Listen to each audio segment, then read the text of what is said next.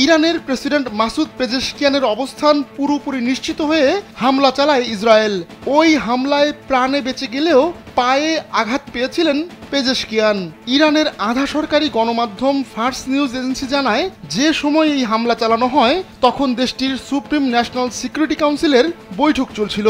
এতে বলা হয়, গেল 16 জুন পশ্চিমাঞ্চলীয় তেহরানের একটি ভবনের নিচের দিককার তলায় হামলা চালানো হয়।